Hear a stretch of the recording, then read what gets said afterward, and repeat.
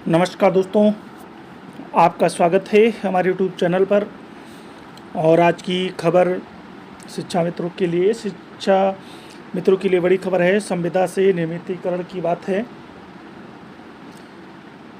और मानदेय के अलावा वेतन मिलेगा, यानी जो संविदा की सर्विस है वो नियमित और मानदेय के स्थान पर वेतन। तो क्या है पूरी अपडेट, उसको बताते हैं आज की। बढ़ते हैं खबर की तरफ। उसके पहले दोस्तों एक छोटी सी रिक्वेस्ट है कि अगर आपने अभी तक हमारे इस चैनल को सब्सक्राइब नहीं किया है, पहली बार विजिट कर रहे हैं, तो प्लीज़ आप हमारे चैनल को सब्सक्राइब ज़रूर कर लें और साथ ही साथ जो बेल आइकन है उसे भी प्रेस कर दें, जिससे कि हमारे द्वारा डाली गई वीडियो की नोटिफिकेशन आपको सबसे पहले मिलती रहे। साथ ही साथ दोस्तों हमारे इस वीडियो को ज़्यादा से ज़्यादा शेयर करें और लाइक भी ज़रूर करें। तो चलिए आपको बताते हैं क्या है पूरी अपडेट। दोस्तों शिक्षा मित्रों को लेकर के इस समय बहुत ही उपापूर्व स्थिति है। जैसा कि सोशल मीडिया के माध्यम से, विभिन्न माध्यमों से जो खबरें आ रही हैं, उससे शिक्षा मित्र बहुत ही निराश हैं और हताश हैं, दुखी हैं। तो जैसा कि सोशल मीडिया पर जो बातें आ रही हैं, और ये वास्तविकता भी है कि नई शिक्षा नीति में किसी भी प्रकार के अस्थायी शिक्षक की व्यवस्था का उल्लेख नहीं है, यानी बेसिक में अस्थायी शिक्षक की व्यवस्था नहीं है।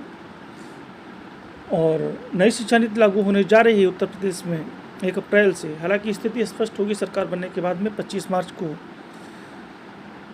सरकार बनने जा रही है। हालांकि इसके पहले के जो आदेश हैं उसके अनुसार 1 अप्रैल 2022 से उत्तर प्रदेश में नई शिक्षा नीति लागू हो जाएगी और उसी को लेकर के शिक्षा मित्र कहीं ना कहीं बहुत ही आशंकित हैं कि हमारा भविष्य क्या होगा।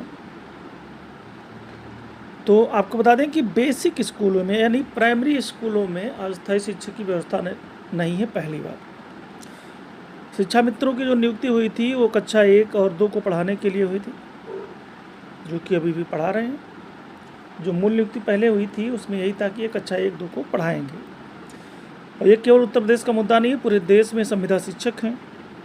पूरे देश में संविदा शिक्षकों का मामला है, जिसकी संख्या लगभग 10 लाख है। विभिन्न माध्यमों से जो चयन हुआ है पूरे देश में। तो प्राइमरी स्कूल में व्यवस्था नहीं है, पहली बात अस्थायी की।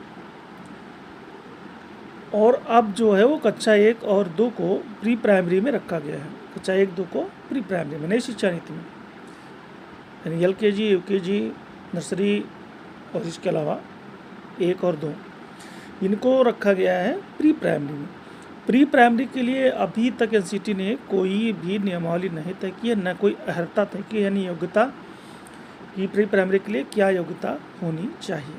प्री प्राइमरी के लिए ना तो टेट की अनिवार्यता है, न प्री प्राइमरी के लिए कोई उल्लेख है नई शिक्षा नीति में कि अस्थायी शिक्षक को नहीं रखा जाएगा। केवल प्राइमरी में ही ये व्यवस्था रखी गई है कि प्राथमिक विद्यालयों में अस्थायी शिक्षक नहीं रखे जाएंगे। बात आती है शिक्षा मित्रों की, तो शिक्षा मित्र पूरी योग्यता रखते हैं। केवल टेट की बात है, उसमें बहुत सारे शिक्षा मित्र टेट भी पास हैं। तो नई शिक्षा नीति का क्रियान्वयन अगर होता है, जो कि केवल उत्तर प्रदेश का मामला नहीं है, तो 10 लाख लोगों की सेवा समाप्त करने वाली बात नहीं है, किसी एक प्रदेश की बात नहीं है। नई शिक्षा नीति लागू होगी तो एक प्रदेश की बात नहीं है, पूरे देश की बात है, जिसमें 10 लाख संविदा शिक्षक हैं। तो 10 लाख संविदा शिक्षकों की नौकरियां नहीं समाप्त की जाएंगी। इसी को देखते हुए प्री प्राइमरी भी लागू किया गया है, उसमें कक्षा 1-2 को प्री प्राइमरी में शामिल किया गया है। तो शिक्षा मित्रों को कहीं से भी निराश होने की ज़रूरत नहीं है। निश्चित रूप से आने वाले समय में आपको नई शिक्षा नीति के माध्यम से जो संविदा की नौकरी है वो नियमित होगी। जो भी नई शर्तें, हो सकता है कुछ सहायक अध्यापक के समकक्ष चीज़ें ना हो, कुछ अलग रखी जाए, लेकिन संविदा की जो नियुक्ति है वो नियमित होगी। और जो मानदेय के रूप में वेतन मिलता है, जो मानदेय मिलता है उसके स्थान पर वेतन मिलेगा निश्चित रूप से। हाँ, उसका स्केल अलग हो सकता है, पे स्केल अलग हो सकता है, वेतन कम ज़्यादा हो सकता है, सहायक अध्यापक के बराबर हो सकता ना हो, लेकिन अन्य सुविधाएं सहायक अध्यापक के बराबर होंगे।